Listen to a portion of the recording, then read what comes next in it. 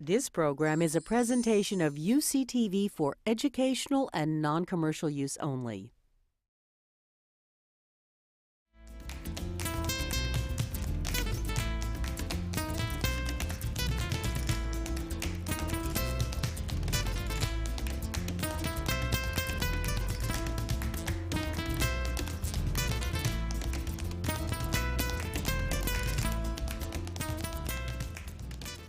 I'm Harley Shaken, the director of the Center for Latin American Studies, and we're delighted to invite you to UC Berkeley this afternoon.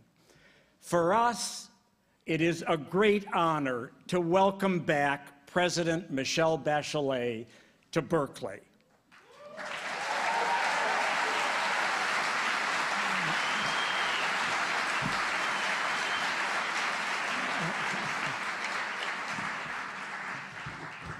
When she was here 2 years ago, she came to deepen links between a state and a country that share many things, from trade to democratic values, from stunning mountains to fertile valleys.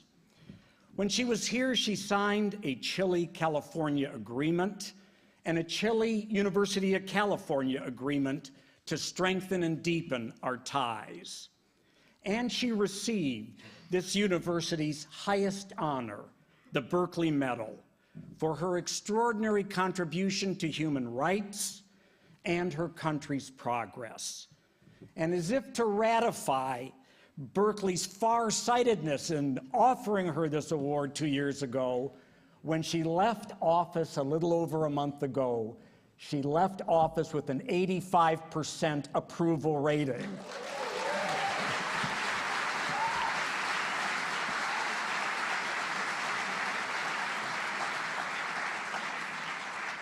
So I think it's safe to say most Chileans agreed with us. Michelle Bachelet, has received much praise for who she is and how she has led. Before she even became president, Hillary Clinton wrote, quote, "When I heard that Michelle Bachelet was running for the presidency of Chile, I was enthralled." Near the end of her term last summer, President Obama hosted her in Washington, D.C., and remarked, "I find her one of the most compelling leaders that we have, not just in the hemisphere, but around the world." President Bachelet is surely all these things, but she is truly something more as well. She is someone who has walked through Chile's darkest night with courage, determination, and hope. And she is someone who has led her country to impressive, unprecedented heights with that same courage, determination, and hope. She understands and has shown that expanding human rights enriches lives, that democracy is not simply an abstract concept, but a lived experience. She successfully encouraged economic growth through innovative policies, but she's placed an equally strong emphasis on social protections and equity through equally innovative policies. The result is not simply enrichment for a few, but a better life and real promise for the many. She looks towards the future while not forgetting, in fact, re-encountering the past. Tonight, President Bachelet will first speak and then engage in a conversation and answer written questions that have come over the internet, and that you have cards. We encourage you to write short, single questions, and we'll be collecting the cards and asking some of those after her talk. And of course, we will conclude with a cueca. Let me now introduce Professor Beatriz Monts, whose soul still lies somewhere between the southern shores of the Pacific Ocean and the snow-capped peaks of the Andes.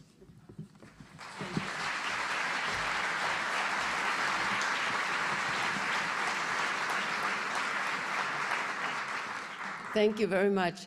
Well, President Michelle Bachelet really doesn't need introduction here in Berkeley. She was here before, and we can tell from the audience here that we all know her past and what she has accomplished. But I should say, as a woman and as a Chilean and as a member of this community, it is truly an honor and a great pleasure to introduce Michelle Bachelet. She cares about human rights and democratic values and has led us to a better world. And I think Chile will never be the same again. So let me just say, please, démosle una gran bienvenida a la presidenta Michelle Bachelet.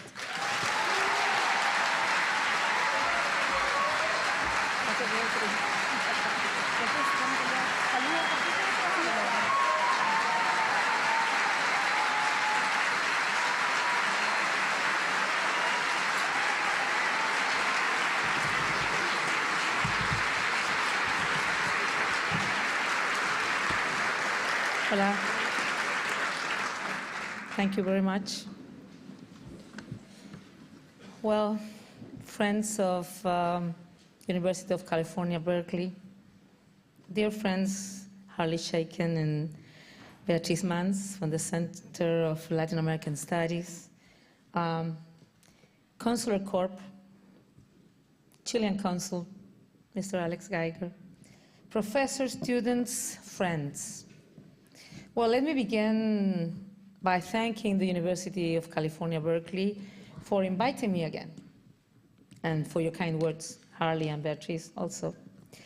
Well, now as a former president, to be here and share a few minutes and, well, not a few minutes, a few moments and a few ideas with you. As Harley Shaken said, in 2008, I had the pleasure to share also some talks with people from your community, and I received the tremendous honor of the University California Berkeley Medal, so again, thank you very much. I also wish to especially acknowledge the constant historic relationship between the University of California and Chile, and this reflects, I think, the important relationship between California and Chile ever since the 19th century.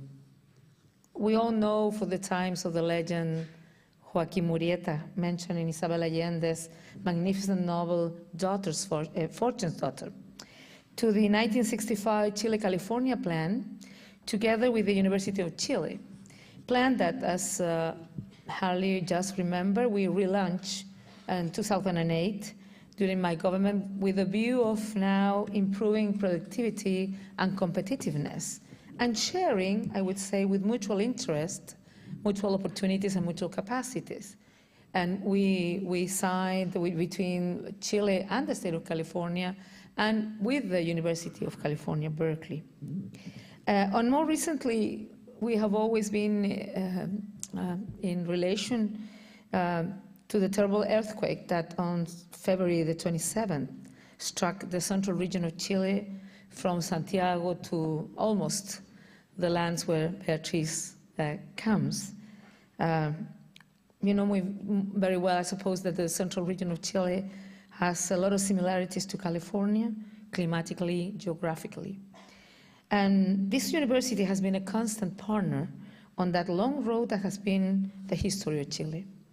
For all these things, I thank you very much from the bottom of mine, I would say, in the name of many Chileans who are here and who are in our country, of our heart. This is the first speech I give in an English-speaking country since I left the presidency. However, I do so as former president of a country that in recent years has been able to make great strides in its development. Chile is today not only a consolidated democracy, Chile is also a society that has reached an average growth rate of over 5%, has more than doubled its national product, and it's almost had tripled its per capita income. But to talk about the progressive shift and the Chilean path, we need to talk about as long as 20 years. And even though we Chileans, and probably there are some Argentinians here, there is, and not only Argentinians, Latin Americans, and maybe some French Americans know a tango called Volver. In Volver, it says 20 years is nothing. And of course, compared to the history of the planet, 20 years is nothing. But for us, 20 years has meant a lot. It is a nation that in the 20 years since regaining its democracy, reduced its poverty rate from almost 40 to 13%, and extreme poverty from 20% to 3%.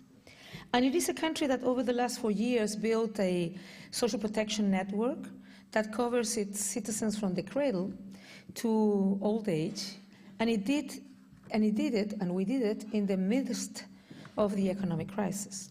We were able to do so because we implemented counter-cyclical policies that allowed it to become one of the strongest emergent economies in the world, placing it in one generation on the roads towards becoming a developed economy.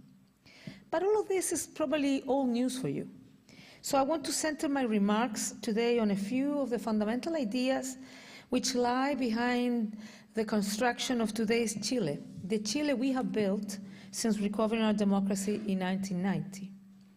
And perhaps the first and most important lesson is political.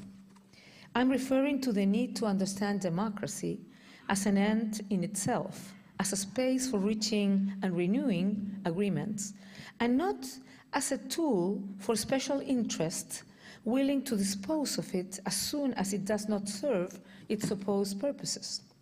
That is why in Chile we never say that we have built a new country or that we need to construct a new Chile. That would be presumptuous and counterproductive. Because there's one lesson that at least a majority of Chileans have learned, is that Chile and other countries like it have no future if they continue to see themselves, as some academics have called it, a nation of enemies. We will go nowhere if we do not understand that democracy is not a platform for messianic projects, but rather a space where different projects, views, and opinion converge in the interest of the great objectives we share as a society. I know this sounds great, and it sounds easy, and of course, it's not easy. It involves enormous cost, perseverance, and I can tell you, a lot of patience. Because its success depends on perseverance and incrementalism, which for societies with great social needs can often seem unbearably slow. And the pressure for creative alternatives is great. But history has taught us that the cost of this alternative path are infinitely greater. History has also shown that if we were able to reach broad agreements over time, the fruits of democracy would ripen. That has certainly been the Chilean experience. Chile is, if I may say, a successful democracy. Imperfect? Yes. Unresolved problem? Of course, but not any more so than any other democracy. Yet it is democracy itself which allows us carry out a process which does ultimately deliver the public goods that our citizens and their children expect, but not only expect, I would say deserve. Our per capita GDP measured in purchasing power parity terms reached $15,000 this year, despite the effects of the crisis. In 5 years, we expect to reach 20,000, the level of many developed countries in the 80s and 90s. But even though I want to acknowledge that this estimation could have changed due to the terrible consequences of the earthquake and tsunami that struck Chile in February. But one important aspect of our agreement-reaching capacity is the ability to modify and adjust those agreements as the country progresses. So whereas in 1990 our fundamental agreements may have been precarious, limited to democracy and the maintenance of an open market economy and the need to avoid an authoritarian regression, over time we have been able to widen and deepen those accords, contributing to the consolidation of our democracy. For example, in 1990, when we regained democracy, General Pinochet remained as head of the army. Yet, in the year 2000, the country had reached a new consensus on human rights in which the armed forces accepted the need to try and punish those responsible for human rights violation, as well as the responsibility of handling over whatever information might be useful for the courts in this regard. So while it is true that none of the military leaders who led the coup d'etat in 1973 ever faced trial, all those involved in repression are today either on trial or in prison, and the courts continue to investigate hundreds of cases. Yet, no one in Chile feels that democracy is in danger. On the contrary, it gets stronger every day. A second lesson to the Chilean experience is the need to achieve a greater balance between democracy, the market, the state, and sustainable development. One of the keys of Chile's development was to accept in 1990 the need to have a strong state to bring about growth with equity. So we said at that time, and during my government too, we need to, in able to grow, we need to include. And we have to include to grow and grow to include. There is a symbiotic relationship in between both. And you don't have to make a trade-off between economical growth and equal opportunities or social justice. Even though in 1990, the world was still dominated by the neoliberal paradigm that only came, I would say, as a discussion at the end of 2008 because of the crisis. It is true that in the 80s, Chile was a neoliberal laboratory. It was one of the first cases where these policies were implemented. That is why we also learned very early on of the great social cost of neoliberalism, of the social deficit it created. So in 1990, we embarked upon a policy of growth with equity, an idea that would evolve, mature, conceptually and politically. Conceptually, we abandoned the old idea of the old welfare state, which in Europe was in crisis and has led, in fact, to the appearance of neoliberalism. But we also left aside those policies which were exclusively contribution-based, focused merely on individual savings and private insurance, and channeled direct support only for the poorest sectors. We move, in other words, towards a new model based on democracy and social rights. Its policy would offer support and universality, as befitting a modern welfare state, founded on the conviction that the state must recognize and guarantee certain civil, political, and especially social rights to all of its citizens, and not only for those who have the money for the private insurance, which of course we have kept. Experience has taught us that in the end, rights are indivisible. A good deal of the current global discontent with democracy comes from its incapacity to generate real equality of opportunities and to supply the public goods required to improve people's life. I mean, democracy has to deliver. Otherwise, people is not happy with it, of course, because their lives are not getting any better. In other words, in Chile, we learned that while democratic rules are totally, completely, and absolutely indispensable, they are not enough. Achieving all this demands rigorous fiscal and political discipline.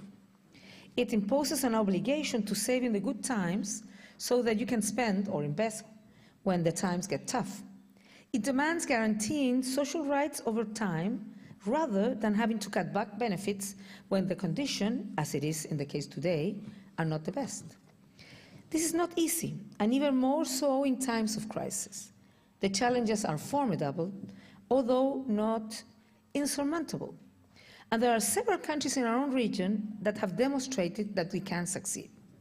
And I think Chile has done so. We implemented a counter-cyclical policy, and we saved when the price of copper was high, allowing us to increase social spending on the year 2009, when the country, its economy was contracting.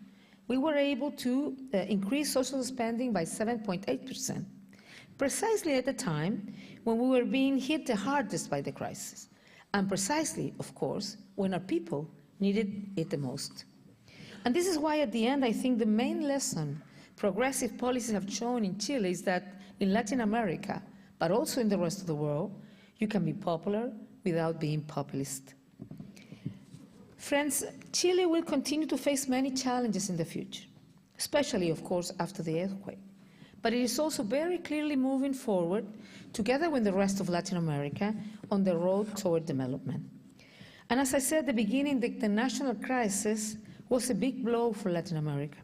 It put the brakes to a long cycle of economic growth that allowed, in 6 years, to lift 37 million Latin Americans out of poverty, this on top of a food crisis.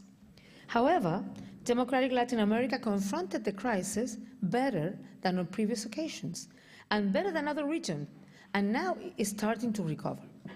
The challenge now is how to transform this recovery into sustained growth and prosperity, collective prosperity for the citizens of Latin America.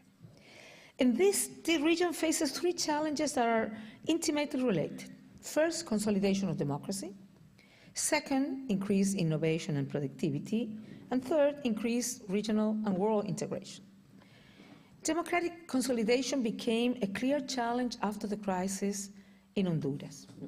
It's clear that during the last 25 years, there have been close to 20 interruptions of duly elected government. And this clearly shows us the centrality of this subject for a region. We can say, well, we have democratic governments, but democracy is not fully consolidated. According to some people, some scholars, democracy in Latin America is under a perpetual crisis, so we need to be permanently alert.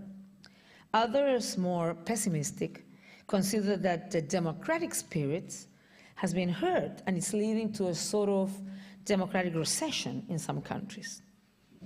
As a doctor, I always believe that we need to prevent and not take for granted democracy's health.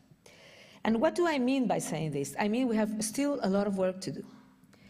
Monitoring the real situation of democracy in Latin America and taking care specifically on three central elements. First, consolidation of institution and rule of law, because if democracy is a regime of freedoms, we need to strengthen and enforce it. Second, increase people's empowerment, people participation, and people's social and political involvement, because representative democracy is just not enough.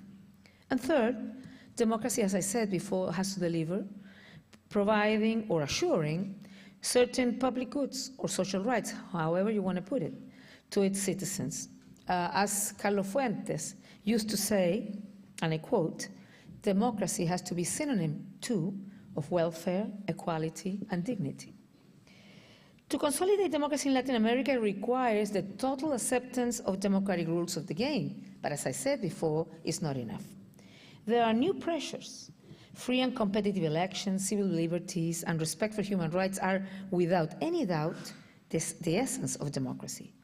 Personal guarantees, freely elected authorities, freedom of thought, of religion, of the press, and of association must be respected.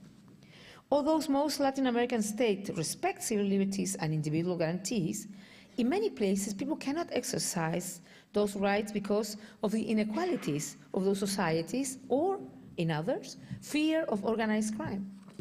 We must then defeat organized crime, corruption, inefficient judicial systems, and, where it is, police brutality. But we must also provide some minimum public goods and seriously reduce inequalities and seriously tackle poverty.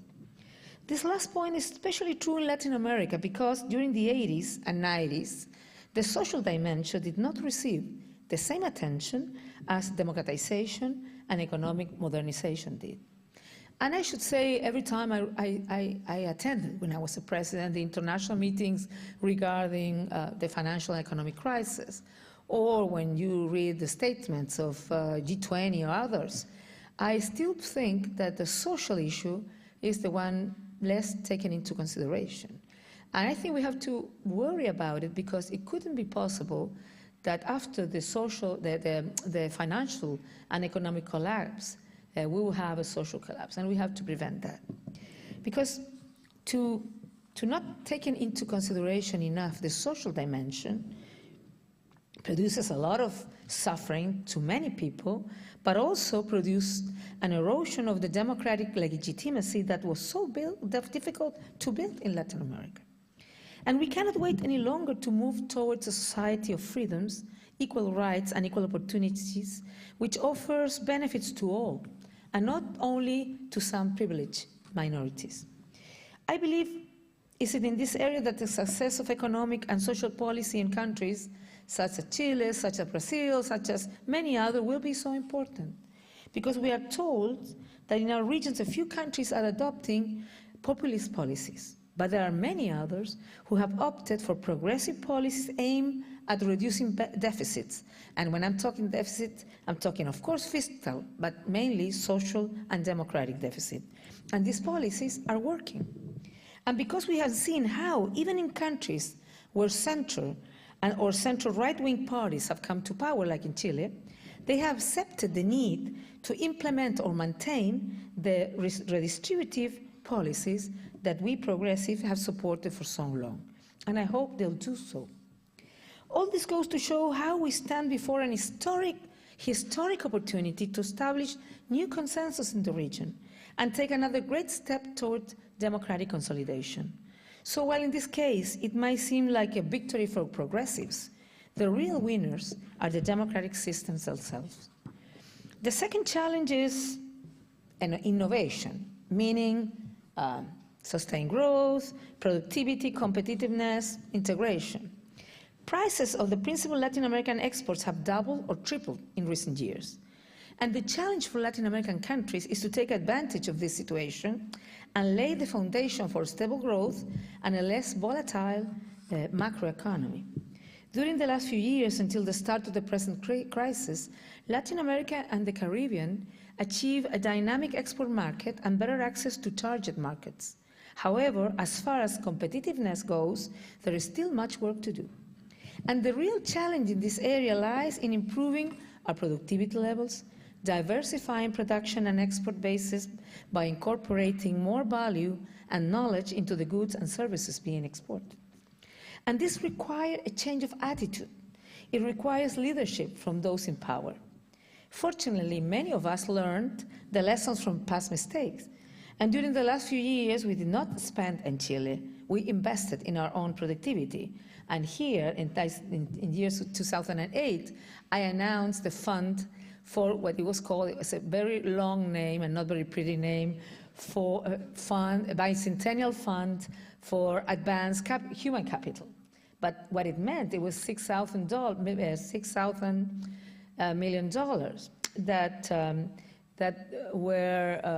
that we had because of the high prices of copper. We earmarked it for exactly helping young people getting more training, capacitation, and going everywhere in the world where the best places are, and of course Berkeley, naturally, and paid by the state, because we needed people being in the front line of this development of science, technology, and so on.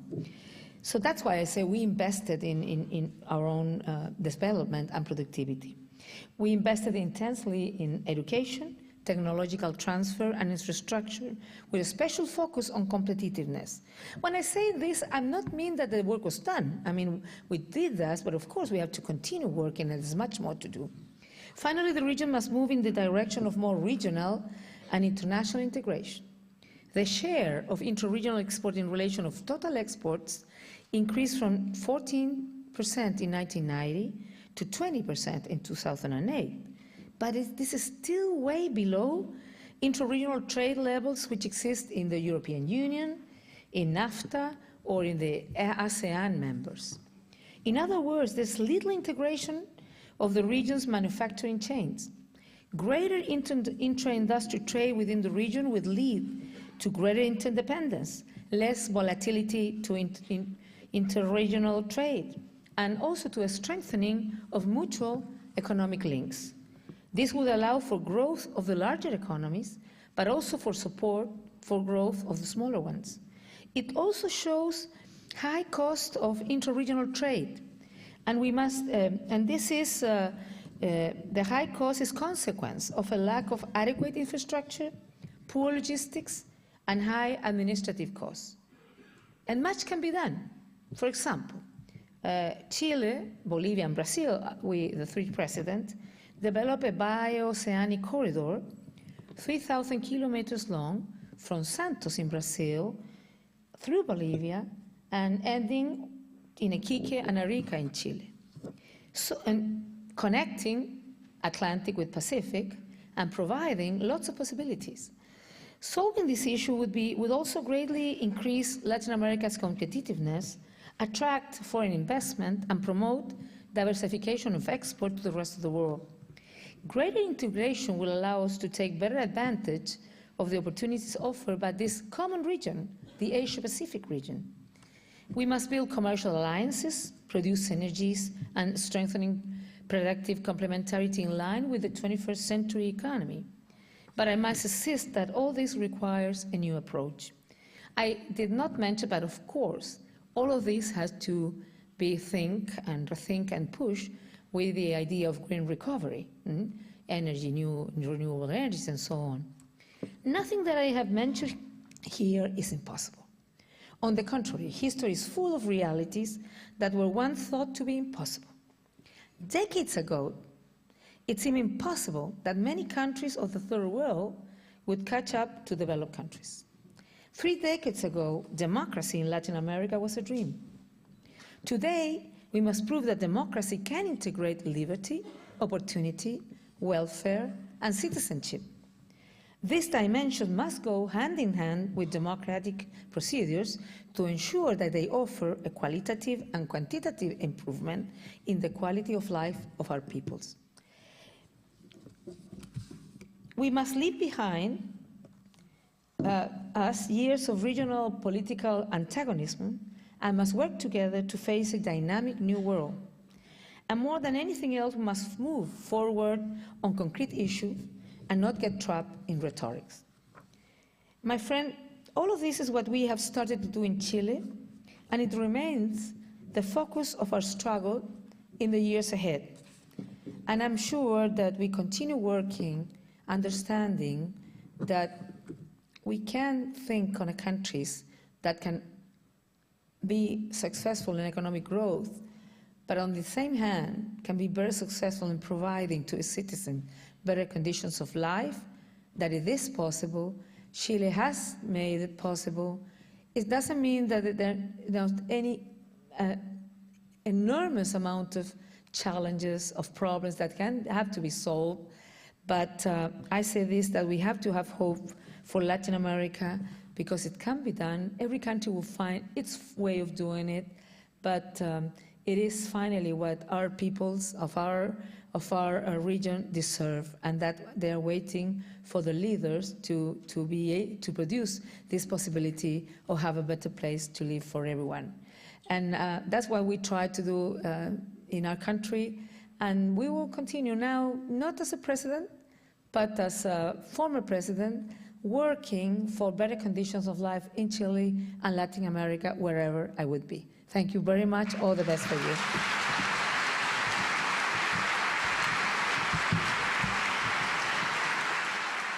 Well, now, after that wonderful talk, we begin a conversation and seeking to answer some of the questions that you've asked here. And also, we have 2 other sources of questions. Questions that came over the internet, which the Center for Latin American Studies does for all large events like this. And this time, we've solicited some questions from a broad community that's really part of the Center for Latin American Studies in the United States and throughout Latin America. So I'm actually going to start with one of the questions that we asked a person to write, and the person is Congresswoman Linda Sanchez, who represents a district in Southern California, who serves on the House Ways and Means Committee, and who's a very good friend of the Center for Latin American Studies, and I have to say, a close friend of many of us here at Berkeley. So the first question is from Linda Sanchez, and she writes, Chile's retirement plan has been seen since its enactment as the model of private individual retirement accounts. As the first generation of workers who've spent their careers under the system reach retirement, there has been criticism that the system provides inadequate benefits and has too great an administrative cost. Under the previous American administration, there was talk of privatizing the American Social Security system. Do you feel Chile's system works well for its people? And what reforms, if any, do you believe are needed? And finally, would you recommend that other nations follow the current Chilean model? Well, fortunately, I can recommend the current Chilean model because I made the reform of the pension system. Well, I think Congresswoman Linda Sanchez was very right to say that the reform that was implemented on the 80s, after some years when people get retired, did not fulfill, I would say, the dreams of the people, and pensions were very low. And also had a lot of different problems, like women had lower pensions than men. I mean, there was a lot of problems. So when I came into office, I decided, well, as a candidate too, that the main reform that I would do during my 4-year term would be the reform of the pension system. And we wanted to solve many things. We wanted to solve these so low pensions. We wanted to solve the problems of women in 2 different dimensions. One, the one I just mentioned, that somebody doing the same thing for all his life as a man would receive a lower pension. And I think I spoke about that in 2008. It's because we have bigger expectancy of life. You know, we are tougher to kill women. To die, I would say. And then they took a little bit of our pensions, you know, so they could last longer. That was real. That was how it worked. So and the other thing we wanted to solve is so many women, housewives, who have worked in its house with its families, with children, but never receive any payment or any salary. So we introduced, during my government, pension system reform that gave, for the first time in her life, housewife, aging housewife, its own pension. And we thought that was very important because until then, women were considered a burden of the husband. Many husbands can consider maybe a burden its wife, but really, as a society, I believe this is unacceptable.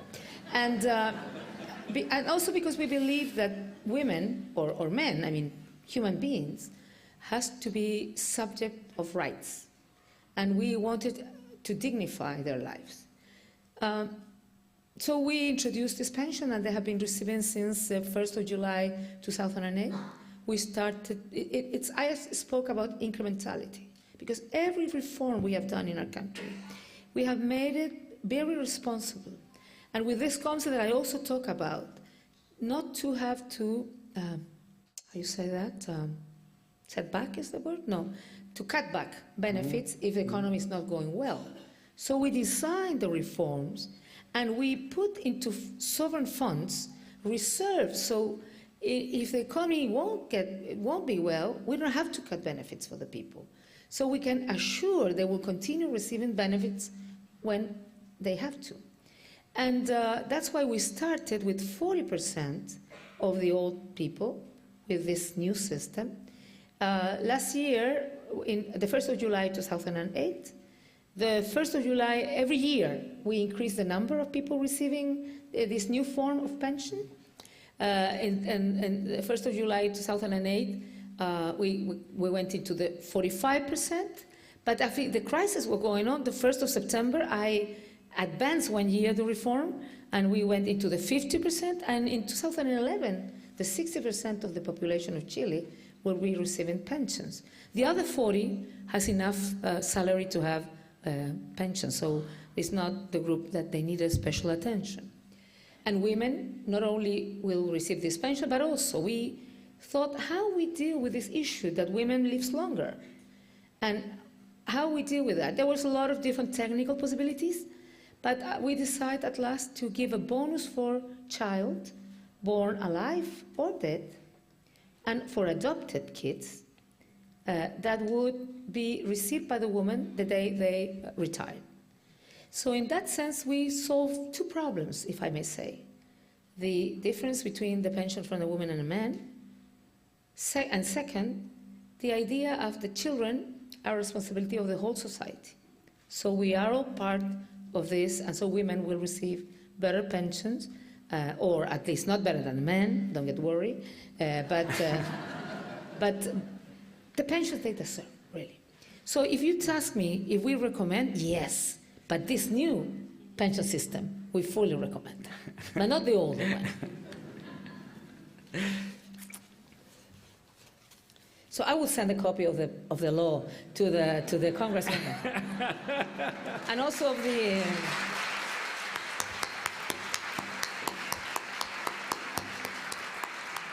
I'm sure she's disappointed she's not with us today, but Yeah. the Congress is in session. So since she's probably watching this, and this will be a live webcast and available on the web, she will see this and be expecting the envelope. Yeah, okay. Next, I'm actually going to group some questions that came on the cards from the audience right here.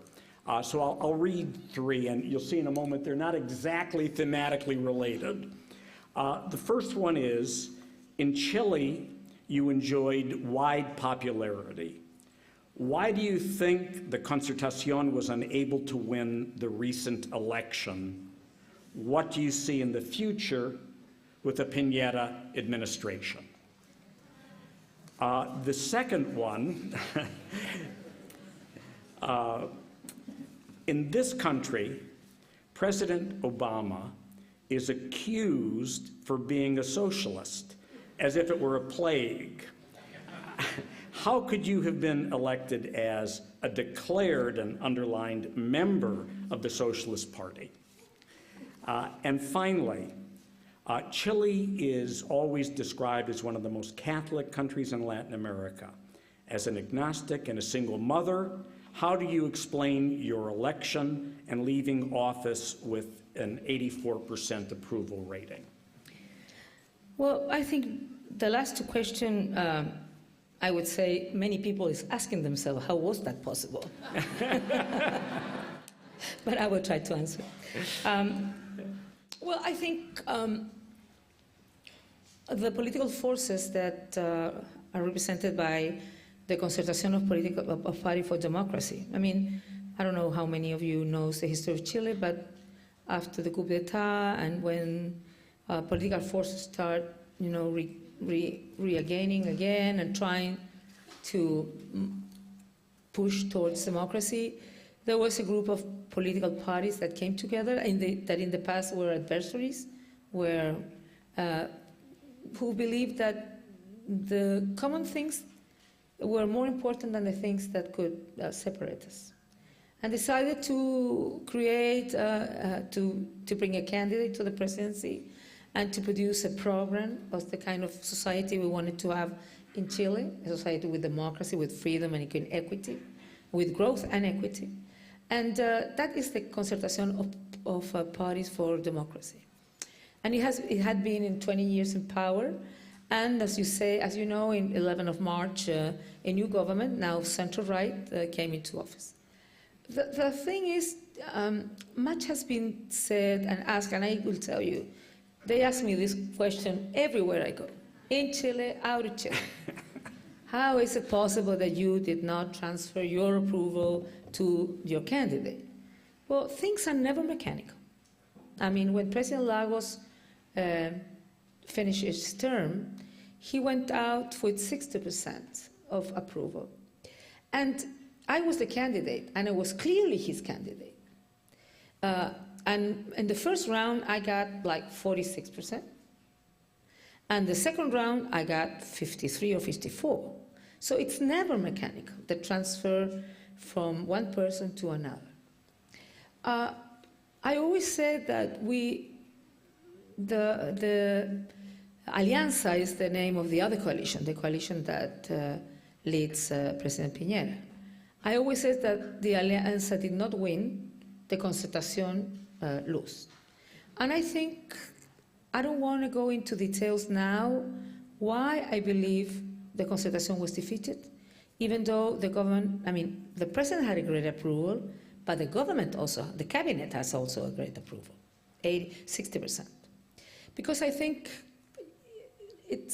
we need a little bit more time to make all the analysis that what happened. And I think Concertación needs to do those analyses and decide what went wrong, what happened, why people did not trust us. And this is what the parties there are doing. We're all doing that. And one thing I believe is key, not the soul, but it is important, and probably here is nothing so different that you might have heard here, is that the quality of politics needs to be increased. People were not happy with the kind of politics they were seeing every day in Parliament or in other places.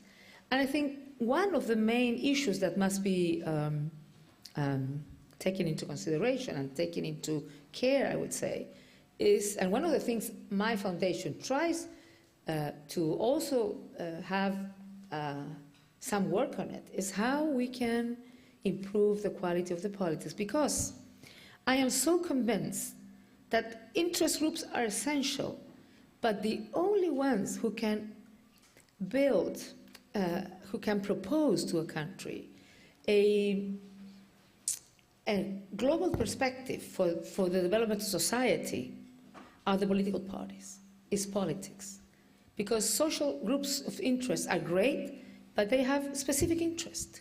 The only one who can have this wide and strategic perspective are, of course, political parties.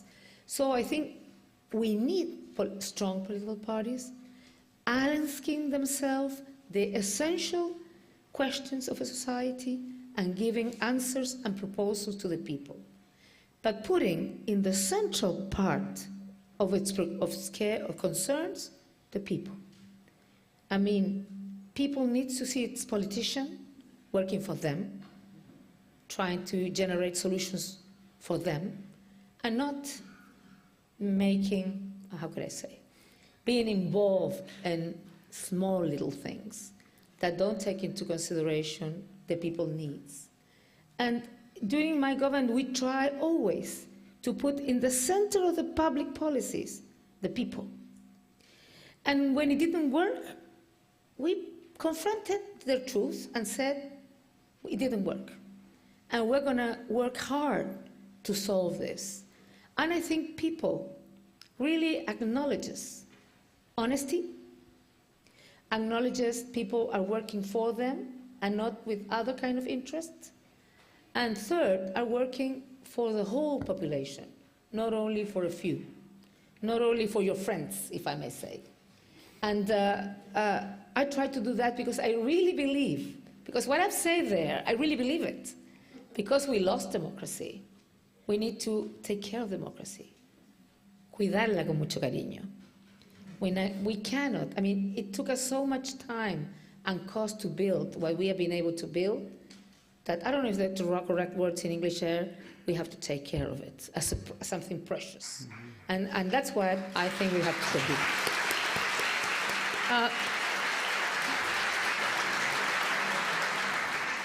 The two other questions are related in some way. Mm-hmm. How a country that is Catholic could elect a woman who is agnostic? Or how a country who defines itself, I mean, when you ask the Chileans, how do you define yourself politically? The majority puts itself in center. And then it's a small curve to the left and to the right. But the majority of people see themselves as center. How do they elect these women? Divorce, socialist, agnostic, what else?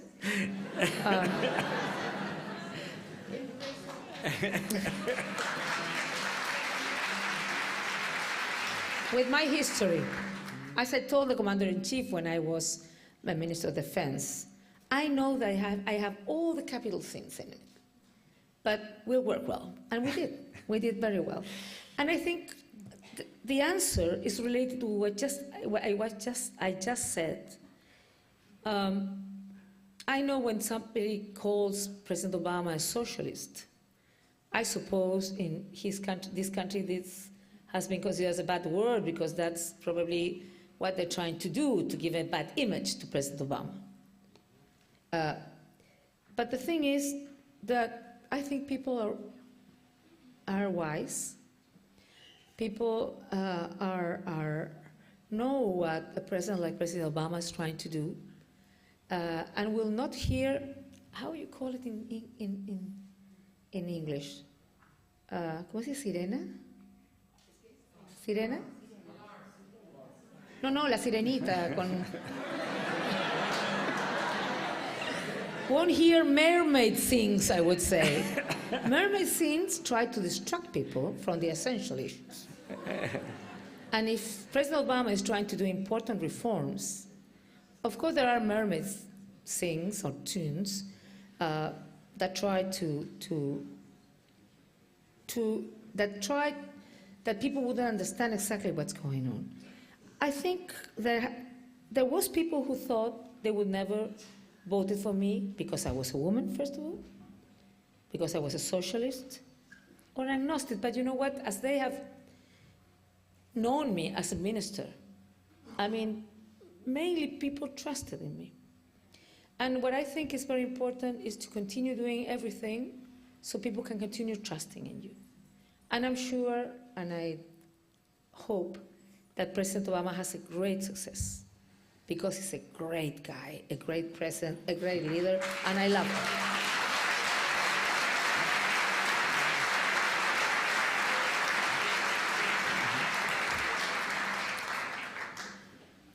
In a political way of saying I love him. So I hope, Michelle, don't get me wrong.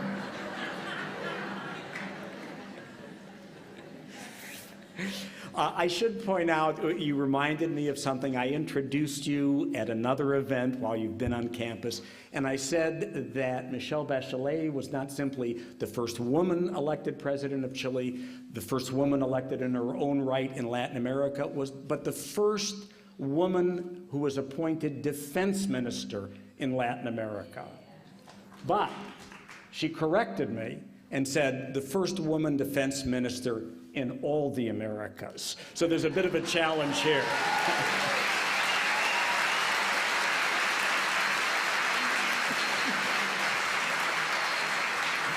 But, now, excuse me, but let me tell you something. It's so important, the thing of the role model, that now we have a lot. We have women in Argentina. We had in Ecuador. Fortunately, she had an accident. She died. We had in Uruguay. And so we have had, after me was in Colombia, in France, Michelle Alliot-Marie, now she's Minister of Interior, but she was Minister of Defense. So those sort of things can be contagious, you know, contagious. Now I'm going to go back to the internet for a moment with 3 questions. The first 2 we solicited from the broader community of the center. The first is from Javier Cuso in Santiago, Chile. He is a professor of law in Santiago and a Berkeley alum. His question is, what explains the enormous influence of finance ministers in the Concertación governments?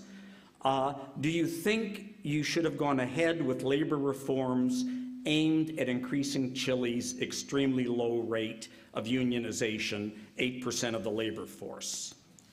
The second question is from Roberto Guareschi in Buenos Aires in Argentina.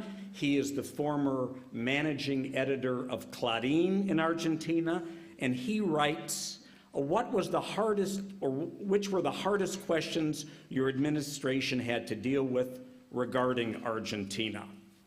And any other questions? And that we are going to limit that to a certain time. And finally, the third question came over the internet, but the sender identifies himself. He is Roberto Hernandez. He is a graduate student here in public policy, and he is the co-director of the award-winning documentary film, Presumed Guilty, about the criminal justice system in Mexico. And his question is, what was your role in the reform of the Chilean criminal justice system? Many say it is the best reform experience in Latin America. Do you agree?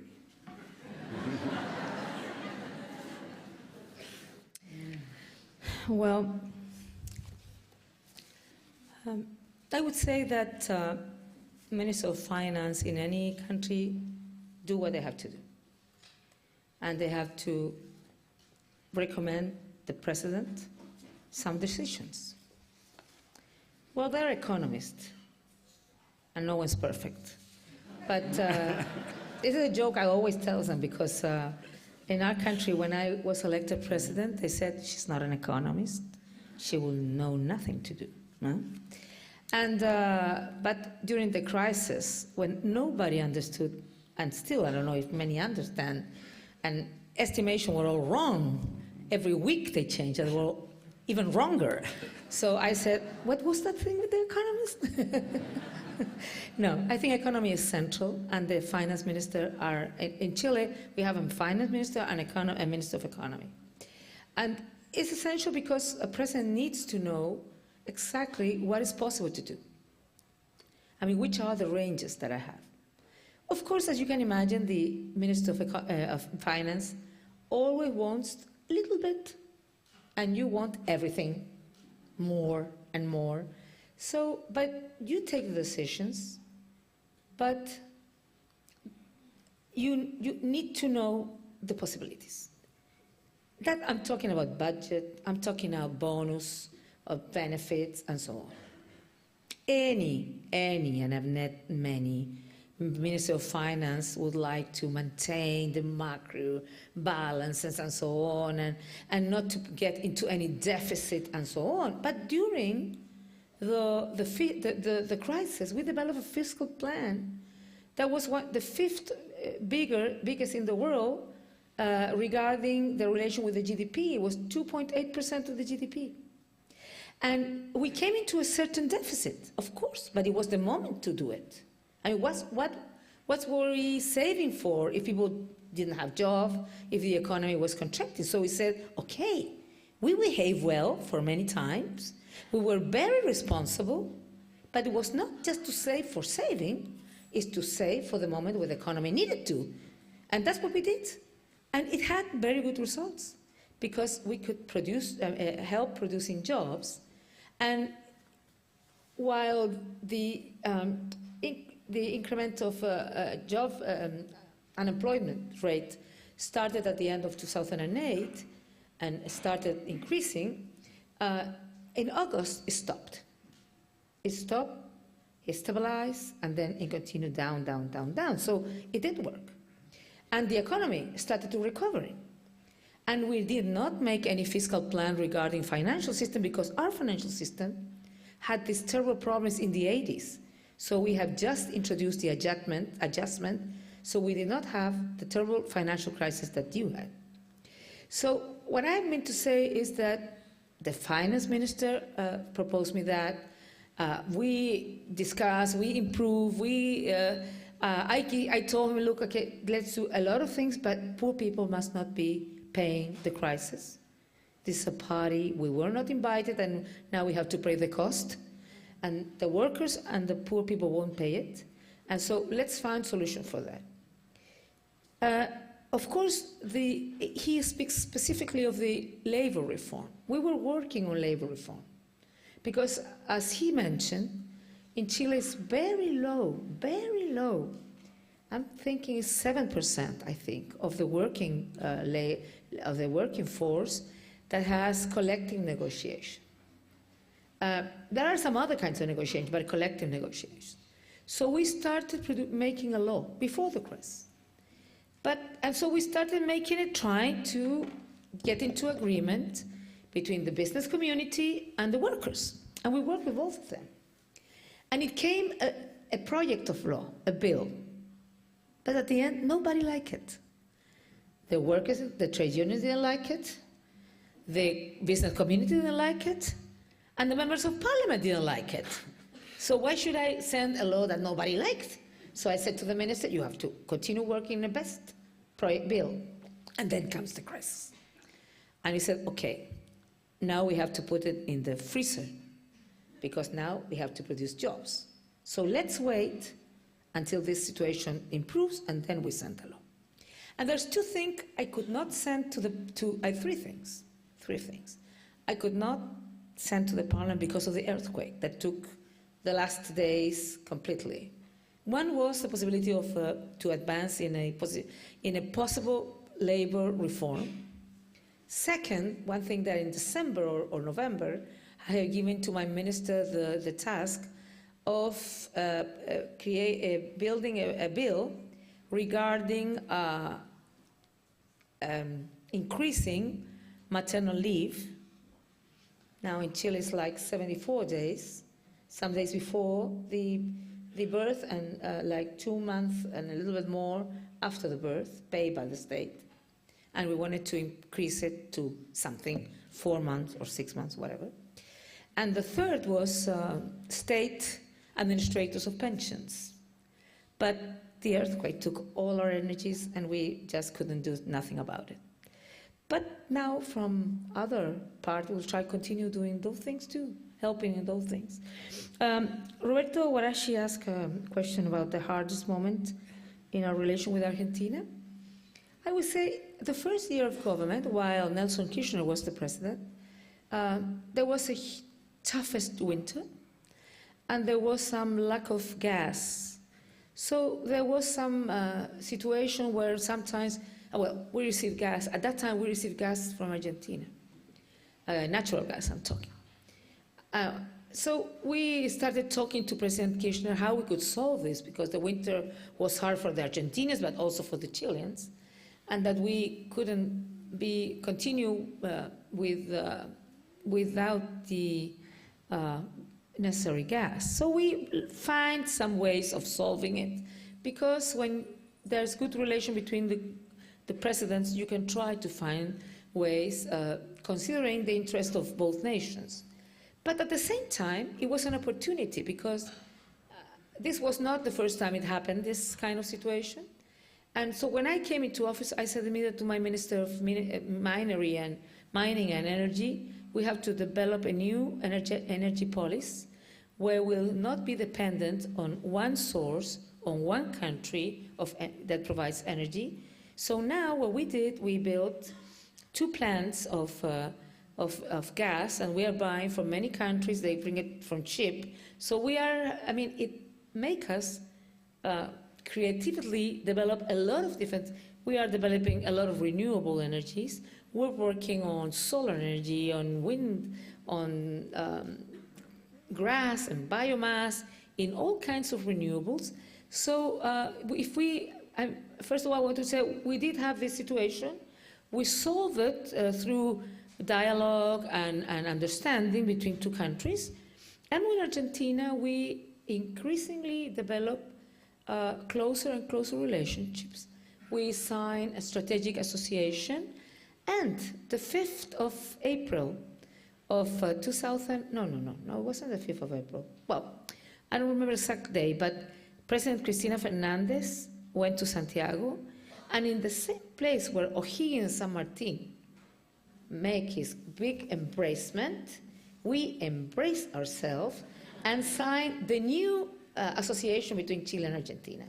And I said this was the new treaty, 2.0.fem, because there were 2 women who were working together, so Argentina and Chile will have a better possibility. Great.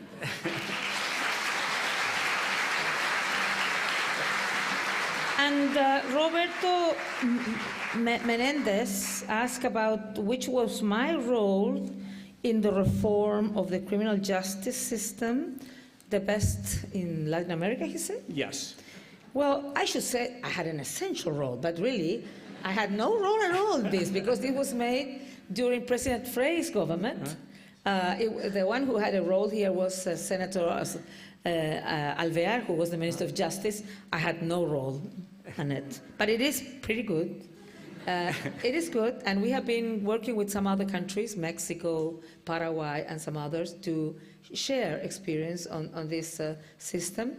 And now we have to reform the civil justice, but it has been working pretty well. Of course, it's not perfect, but we're improving it every day. I thought you deserved Roberto's question after the tough ones on labor and Argentina. Unfortunately, I was not the one. Two more very quick questions, one is about education. This is from the internet, from Karina Smith. How has Chile's program, Chile Grows With You, impacted Chile since its inception? Why did you decide to prioritize early childhood development? And the second one is, what was your experience running as a woman in 2005, and do you think your gender was ultimately an asset or a detriment? Well, Chile Grows With You, it's a special program from children, for children, in order to give integral attention to the children and to the pregnant woman. So it starts when the woman is pregnant and goes to the health facility. She is included in a special program, who means a lot of attentions in the health facility, but also at home when the child is born. We included a special package. That was not an original idea from me. I saw it in Finland.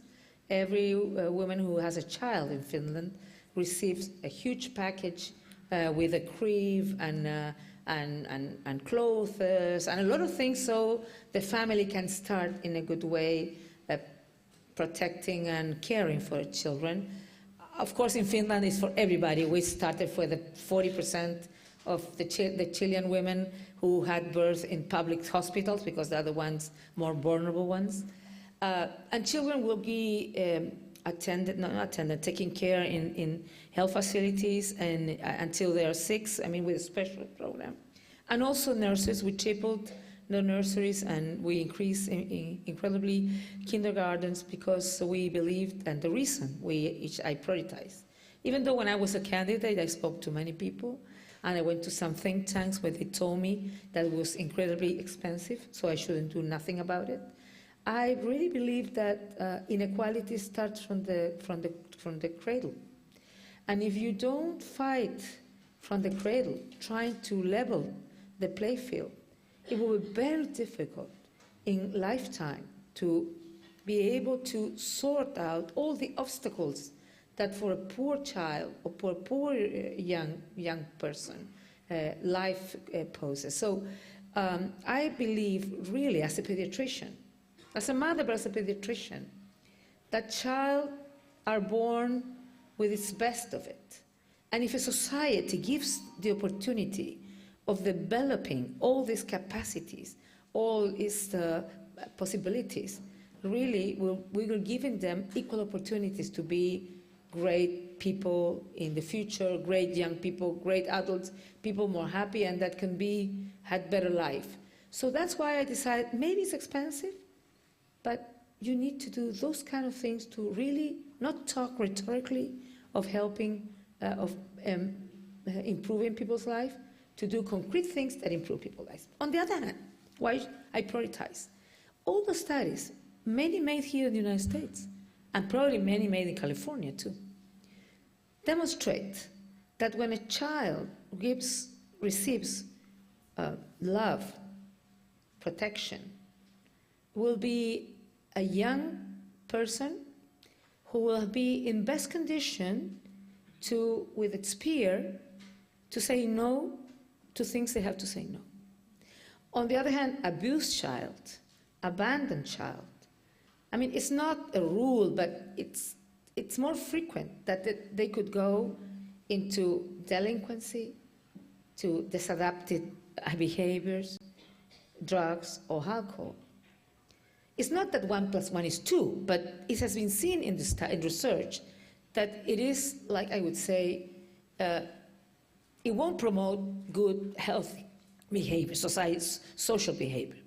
So I thought that if we protect children in nurseries and kindergartens and help the families that sometimes have very little possibilities of giving their children the best, this will also be good for the whole society, for the children, for the women, and also the woman can get a job or can look after a job, and for the whole society. And so even though it could be expensive, I believe that it's the same thing that when I discuss with a lot of people about malnutrition. In some countries, and excuse me to say this because I've heard from people from those countries, well, child's on both. So for some people, malnutrition is not a very interesting political issue. And on the other hand, it looks as it's expensive, but really, if you consider the consequences and the cost of somebody who had malnutrition, all the diseases, the deficit of intellectual deficit that could have had because of diseases and severe malnutrition, and so on, really, it's much more or much less expensive to put all your efforts in the initial times than to not do nothing about it and have to pay the consequences. So even not only from the ethical and social point of view, that for me is essential, and that was the main reason why I made these decisions, from the economic point of view, it's also a bad decision not to, for example, put money in the struggle against malnutrition, in the struggle against hunger, and of course, in the struggle for happier, healthier, safer children. I think it's the best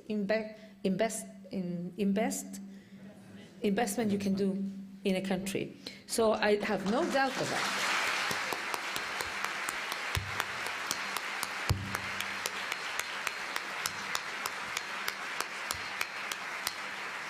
And regarding gender as an asset or detriment, well, I always thought it was an asset.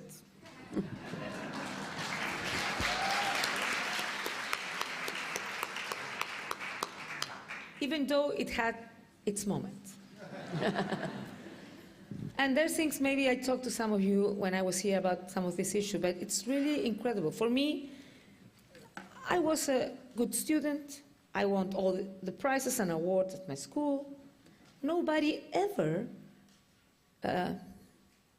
discussed my competence as a child, as a doctor. I led a group of interns and we were very successful. And nobody, there were men and women doctor residents, and nobody who, as a pediatrician, and nobody, I never heard something like, is she competent because she's a woman? And suddenly, you are a candidate for a president, and you start hearing the most amazing things. And I couldn't believe it because in my whole life, I have never had this situation. Of course, I had the situation that many have, that I give a good idea, and I worked with all men in that time. And all of them look at me and said, okay, let's continue discussing. And then afterwards, one of my friends said the same idea, but with a little more, beautiful words on, and everybody said, brilliant. You are a genius. Well, this sort of thing happens to women that has to show doubled or tripled they're good enough. Have you ever had that experience? Yes. Yes. I mean, there was this minister of Spain who came to Chile, and she talked the same thing. Because you believe in Europe, that doesn't happen. But it did. But it's a matter of evolution. Because now in Chile, I'm not going to say it would be maybe too optimistic to say that nobody thinks that women are not competent. No, I would say nobody dares to say out loud that women are incompetent.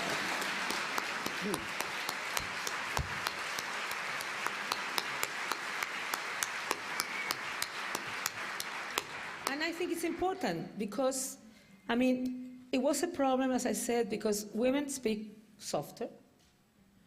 And if you don't, I read, because I spoke this thing in some other place, and there was a woman regarding the time when there was the primaries here and Hillary and President Obama. She asked herself if these things that I said, that, for example, if President Lagos was moved by something and his eyes were a little bit watering and his throat was like closed, everybody said, oh, how good to have a president who is sensible. If it happened to me, she's an hysterical. She cannot control, I mean, I'm talking about the media. She cannot control her emotions, and so and so. And if a politician man was big, I would say, he was strong. And I was the fatty. So, let me tell you something. I'm not complaining, I'm just trying to describe to you how things were at the beginning. And journalists ask you things you would never imagine. Somebody said, tell me, do you have to take your children to the psychiatrist? And I said to him, did you ask that any time to President Elwin Frey Lagos or to General Pinochet?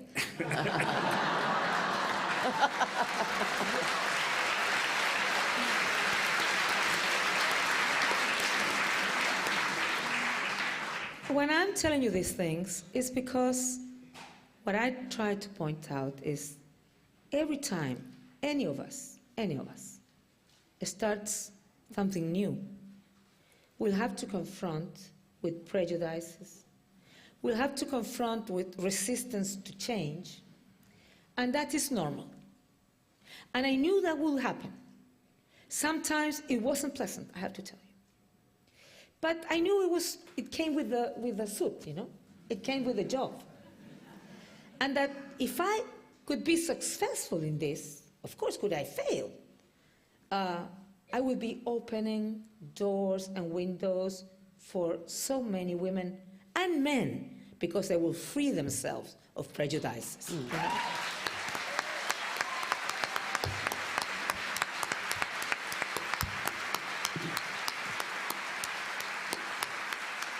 And many men have told me thank you because I have 3 little girls and I don't want them to have a bad time in the future.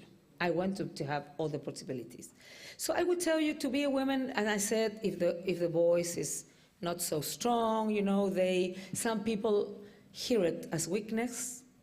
And because sometimes, I mean, it depends, Margaret Thatcher has his style, I had another style. And in Chile, we ask, could you please bring me that and that? I mean, and I did not say, González, bring me that. I said, Mr. González, could you please bring me that and that? And for some people, that is a consideration for others, and for others could be seen as weakness, you see? And I was talking about this article who appeared, I think, in the New York Times. And there was a women journalist who asked themselves, is it true that this happens to women? And she went to talk to some politicians, women politicians.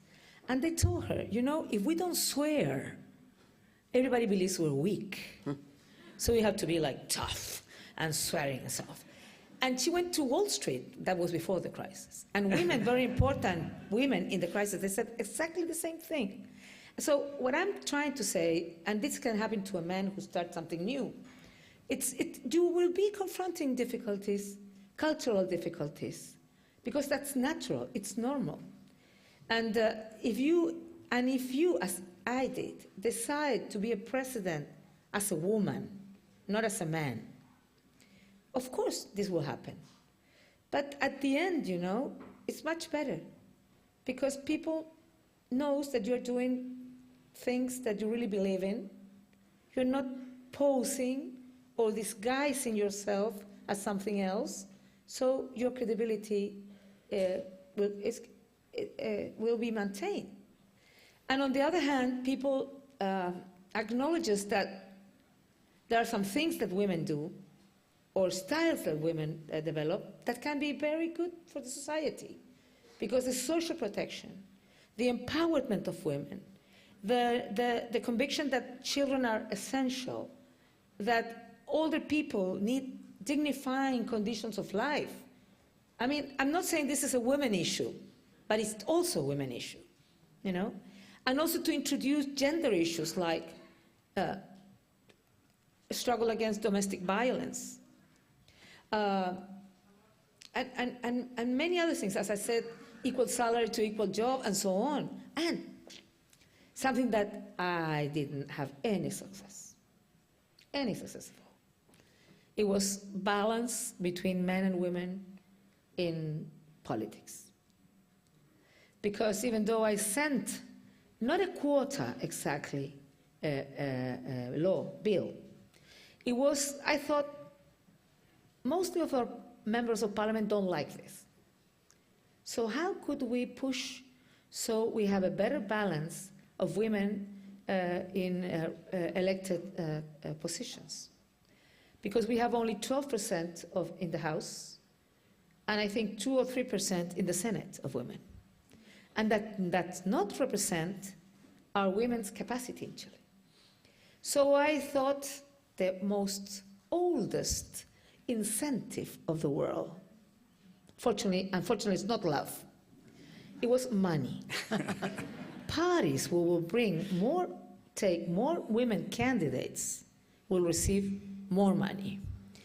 But especially parties who will put women in places they will win, because usually they put candidates, but in places we will never win, because the other is so strong that has no possibilities.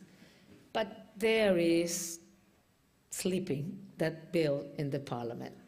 So I did have no success in this. But I would say, as that little girl just mentioned, we have to continue working to improve democracy, because I think that if women in Chile, as in the United States or wherever, has the same opportunities as men, this will be a more democratic system. And I always say something that, I mean, I've learned in life that you have to find arguments that people can hear and understand. So I think now that we are soon, and I will be there because I was invited, going to South Africa, to the World Football Cup, Soccer Cup here. That was supposed to be my last question. Just to mention. No, that's what it is. Let me ask you. A start. very tough, challenging question from the audience. How will Chile do in the World Cup?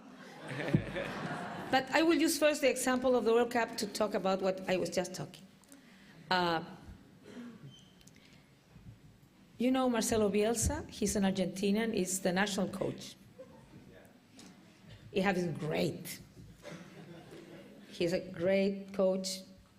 It's a great role model for our young people. He believes in teamwork, discipline, and I've asked people when they ask me, don't you think this gender issue is a little bit too much and so on? I said, could you imagine that Marcelo Bielsa would go to South Africa and try to win, or at least to have very good positions, with the half of the football selection? Well, to do that is the same to close opportunities for more than a half of Chilean population that are women. So that's why we need men and women, and we need a whole national selection so we can have the best result possible in South Africa in the next times.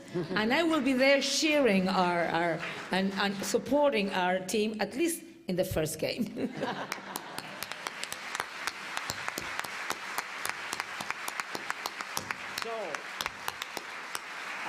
I don't want to duck the last two questions, but they are especially tough.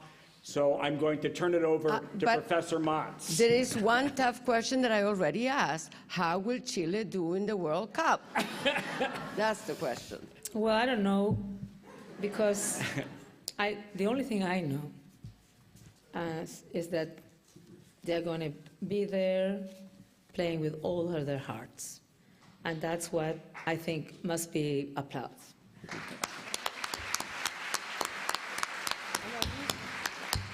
Of course, we hope we do well, of course. And now we're going to end with a cueca by the trio Arauco. Great. Vamos a cantar unas cuecas y si alguien se anima a bailarlas, como dije antes, bueno, ahora con mayor razón, ¿no? Terminemos esto en una nota musical, cultural, ¿no?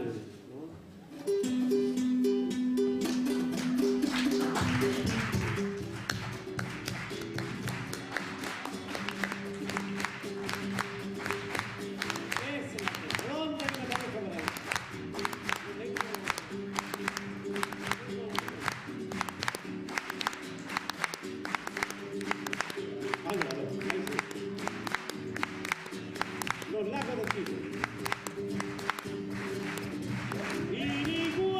Irigüey, copán y Fuji, allá viene, Caracel también, Irigüey, allá va. Eso es. A la pista, a la pista.